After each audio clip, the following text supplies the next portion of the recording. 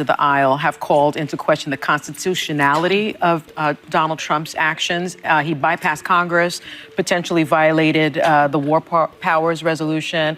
I believe this is certainly a clear violation of international law, at the very least. Democratic House Leader Hakeem Jeffries accused the president of misleading the country as to his intentions. What do you think are the possible ramifications that President Trump could face for arguably overstepping his authority?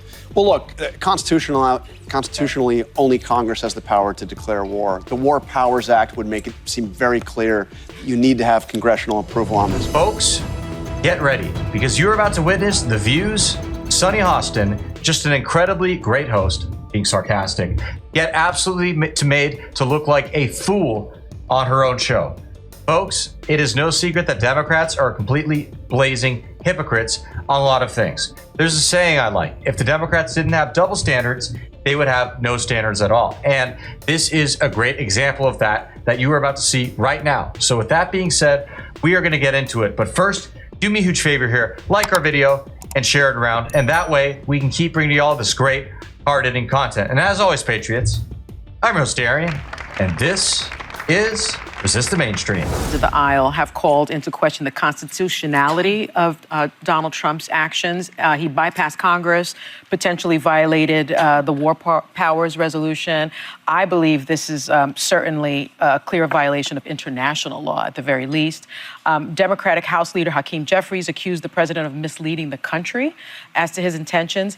What do you think are the possible ramifications that President Trump could face for arguably overstepping his authority? Well, look, constitutionally, only Congress has the power to declare war. The War Powers Act would make it seem very clear you need to have congressional approval on this. But president after president after president has launched military action without the approval of Congress. Yeah. And Congress, under Democratic and Republican leadership, has complained the president is violating the War Powers Act. This is not new. I go back. I covered Bill Clinton and the military strikes against Kosovo back in 1999. Again.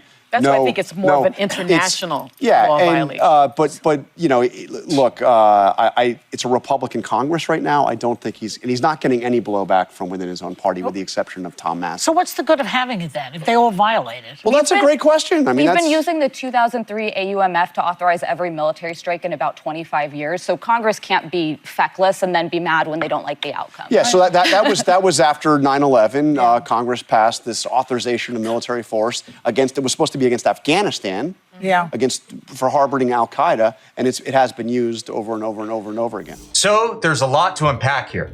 First off, yeah, it is true that the president constitutionally is required to have the approval of Congress in order to declare war.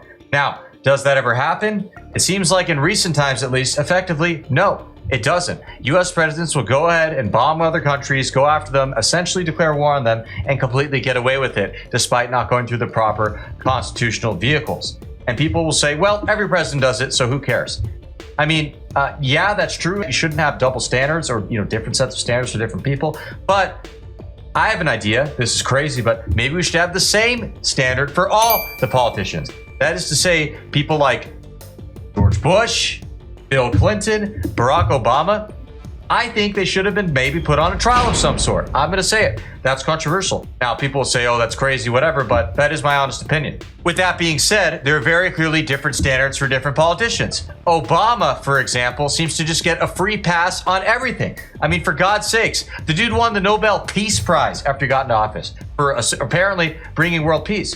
But that couldn't be farther from the truth. Obama is a huge war hawk and has been for a very long time. And it's about time people start acknowledging that rather than being dishonest and saying, oh, Trump, this is so bad. You notice these leftists only care about warmongering when it's not their side that's doing it.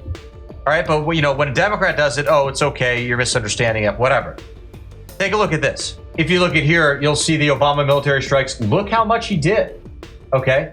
And then we hear all this stuff about, oh, Obama's such a peaceful president. Yeah, okay, right. Let's see what he has to say about it, him and some of his other Democrat friends. The United States is clear. We will not allow Iran to acquire a nuclear weapon. If I'm the president, we will attack Iran. Whatever stage of development they might be in their nuclear weapons program in the next 10 years, during which they might foolishly consider launching an attack on Israel, we would be able to totally obliterate them. That's a terrible thing to say, but those people who run Iran need to understand that. Make no mistake, a nuclear-armed Iran is not a challenge that can be contained. It would threaten the elimination of Israel, the security of Gulf nations, and the stability of the global economy. It risks triggering a nuclear arms race in the region and the unraveling of the Non-Proliferation Treaty. That's why a coalition of countries is holding the Iranian government accountable. And that's why the United States will do what we must to prevent Iran from obtaining a nuclear weapon. As long as I'm President of the United States, Iran will not get a nuclear weapon. I made that clear when I came into office. And look, I mean, Iran has American blood on their hands, okay?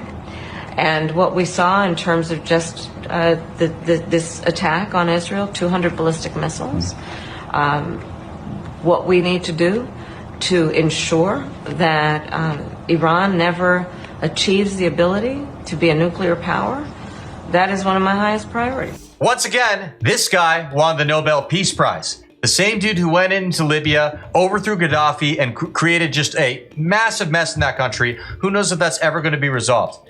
He's the supposed peace guy over here. And that, that's what's funny about it. I know a lot of people who voted for Obama specifically because they thought he's going to bring peace. He's tired of this endless war stuff. And he kind of acted that way in his rhetoric, but it turned out to be totally dishonest and not true. In fact, did you know that at one point in the past, before he ran for president, Obama was actually against the Iraq War? Have you seen that footage?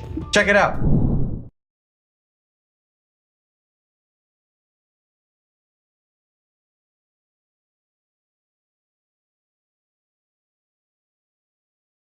I don't oppose war in all circumstances, and when I look out over this crowd today, I know there is no shortage of patriots or patriotism. What I do oppose is a dumb war. Isn't that insane? And, it just came out recently in a report that the left was actually practicing in military drills of an Israel attack on Iran before Trump was in office. In other words, this recent attack that Trump did on Iran and, that Israel, their attack started and all that, it was basically being planned about a year ago in the Democrat Biden administration.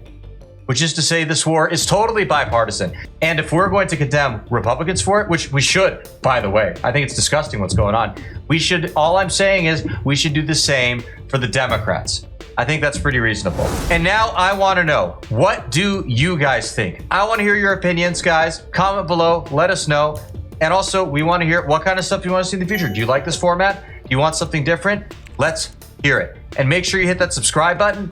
That way, we'll be sure to see you again soon. Thanks for tuning in, and God bless.